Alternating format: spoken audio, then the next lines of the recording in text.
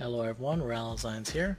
Today I'll be going over a few different scoping techniques that snipers use and ones that you may or may not use, and if you do use them, maybe some extra tips to help you utilize them a little better. First one we'll be going over is just a simple one, and that is hard scoping. Okay, hard scoping is generally used by people who are new to sniping, know there's a sniper around the corner that they have to get first, or they're looking to die, I guess. In any case, hard scoping has very few uses other than getting a sniper before they can get you. That's usually right after you peek them. So if you come around the corner, you spot a sniper over there, that's when you're going to scope in, come around the corner, and get them the second you see them. And that's a quick movement. You don't want to stand here like this. That's how you get killed. Because more than likely, that's a sniper behind a box, peeking your corner right there, waiting for your head to pop out. So, with hard scoping, the only use it has really, other than camping a door, camping along a corridor, is getting someone that's just saw you. So you peek, come out, and you're going to pop them one. Pretty simple. Okay, the next part here is quick scoping. Quick scoping is the second type we're going to go over today. Quick scoping is a little more complicated than hard scoping, as you don't actually use your scope. What you use is a mechanic that the game thinks your scope is up, even though visually your scope isn't up. What I mean by that is that the intermediate time between you pressing right click and your scope actually coming up doesn't matter to the game. The second you press the right click, the game recognizes that you're scoped in and changes your crosshair setting to a pinpoint, which is how snipers are. They have that pinpoint accuracy. Which means if you're to press your right click and your left click at almost the same time, your right click slightly first, your bullet will go perfectly straight.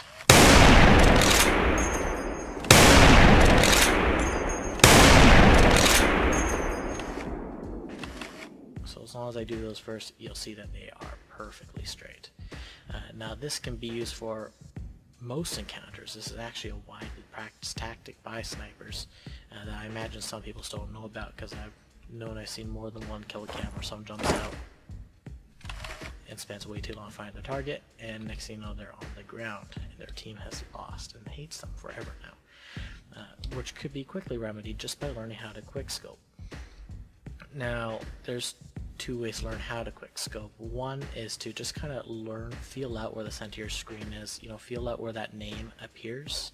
The second way is to draw a dot in the middle of your screen. Although if you draw a dot in the middle of your screen, then you'll have a dot in the middle of your screen, and no one likes having a dot in the middle of their screen, because you'll be watching a video and there will be a dot in the middle of your screen. You'll be writing a paper and there will be a dot in the middle of your screen. It doesn't matter what's happening, there'll be a dot in the middle of your screen. Now with quick scoping, you want to make sure that your target is always in the middle, and generally you want to make sure you're not moving, because if you're moving and you try to quick scope, you're going to see that bullet may have went there, it may have gone over the wall. I'm not sure, it did not go straight. That's what I know. So it's always important to stop and then stop and then shoot. And that's the case with any sniper shot. If you don't stop, you may as well just try to no scope the guy from across the map. It just doesn't work. So nevertheless, let's go over actual quick scoping mechanics here. So with the quick scoping mechanics and how it recognizes that the scope is up, even without it being up, you get that perfectly straight shot, meaning you can blow people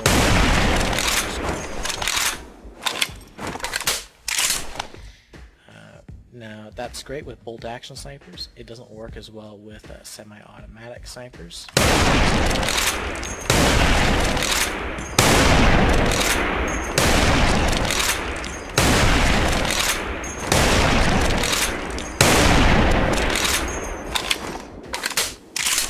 The only other drawback that quick scoping has, especially with a slow gun like the CTM 200, is that if you don't quite wait for the clip to reload, or you don't use a quick swap, that is in queue twice,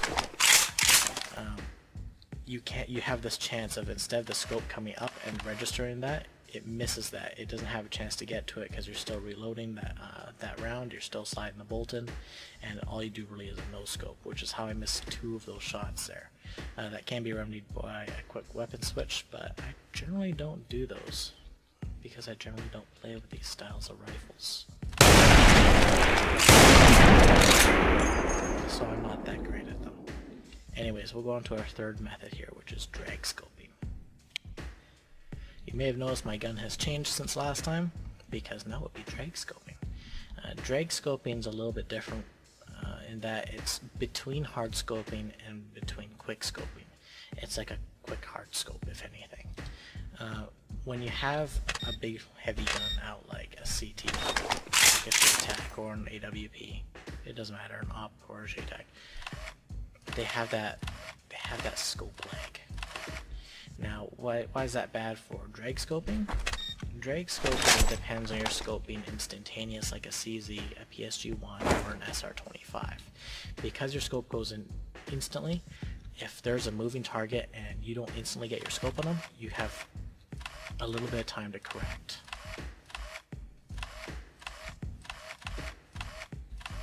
You see there, because it goes in instantly, I have time to correct. You try to do the same correction with, for example, one of these bolt actions, with the exception of the CZ, of course, you're going to overshot your target because there is a delay from when your scope comes up that causes you to get random misses on your targets. So save the drag scoping for the semi-autos. Now for the semi-autos with the drag scoping, it's going to be a quick manner of scoping in. If you don't happen to be on target, you're able to drag to your target and then shoot. This happens in a matter of less than a second for sure, otherwise you die. It is a fairly fast-paced game. So most common time you'll see drag scoping used is by a sniper using either a PSG-1 or SR-25 that is generally being a fairly aggressive sniper that is rushing in. You'll get that rush in, that drag up to a body shot, and shoot. In that case, because it's a PSG-1, not very powerful, he didn't die in one hit, mostly because I hit him right in the belly, which left him at just under half health.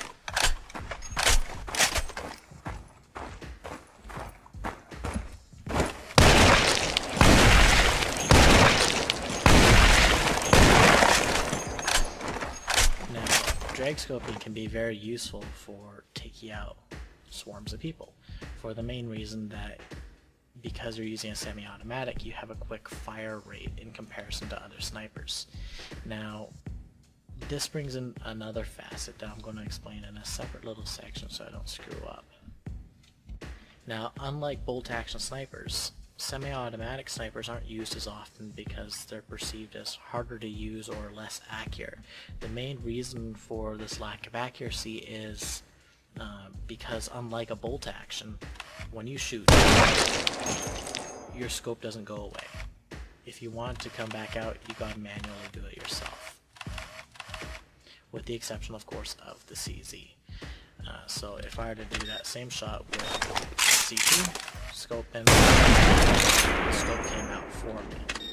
Now that adds an extra layer of technique to a PSG or an SR-25, in that if you want to you gotta learn how to scope out on your own, which means you're going to do right click, left click, right click, right click, left click, right click. It's sort of like an opposite quick scope, if you can imagine. You scope in and then you do a reverse quick scope. Instead of going right click, left click as fast as you can, you do left click, right click as fast as you can. Now, why do we do this? For the main reason of, if you're against one person, it gets you back into your surroundings faster. Because when you're like this, you're tunnel visioned. If there's someone over here, you wouldn't even know about it because you can't check your corners while scoped in like that. The other thing is, if there are a multiple target situation, there's no way you're going to get from a guy that's over here to a guy that's over here in any reasonable time. Try to demonstrate that if the guy dies next time. Just because there's so much of it to make, which is why we prefer these. Makes that movement a little bit quicker. Now, that scoping action does more than just make it quicker to get over there. It also maintains accuracy, because what you might notice that there is a lot of recoil when you shoot this puppy. That scope goes now, when you're going against a moving target and you don't want to scope,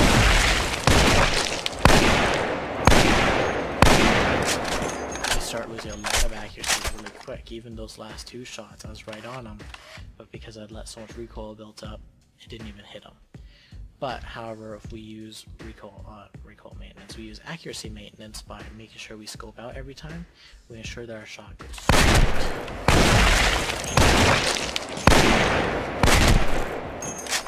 The exception of this guy that I missed. Now, with any gun that scopes in instantly, it's especially important to make sure you stop moving when you shoot. Otherwise, you're not going to this guy.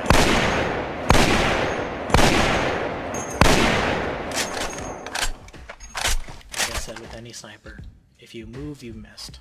You know? So we want to make sure we stop moving. The exception to this is that we have to move just before our shot in the case of a semi-automatic with multiple targets. Because we want to line up our shots more or less along the same meridian, so that we're not doing a lot of this kind of motion. Scope in, drag way over here, scope in, drag way over here, so forth and so on. We want to make sure people are along the same meridian. So what we end up doing is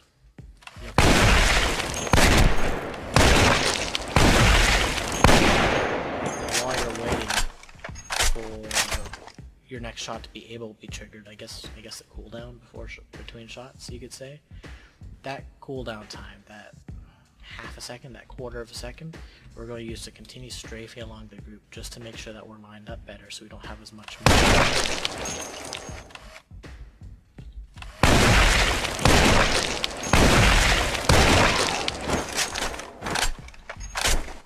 that part generally takes the longest while to get practiced and to be used in normal gameplay or ranked gameplay for any core missions, but it's definitely one of the most useful. Actually, the PSG-1 in the hands of any pro can really turn a core mission around, not because of its stopping power or anything like that, but its ability to just chase down people trying to run across either the B bomb location at satellite or across mid at desert. Any map where there's a large area that the enemy has to get across, the PSG can really save you just because of the movement speed you have with it. I'm hit! Just having that option to keep moving while shooting can really change a game around. That can be the difference between a guy chasing down over here and you have to be over here. The difference between getting killed before you can get the kill and maybe escaping so a teammate can save you.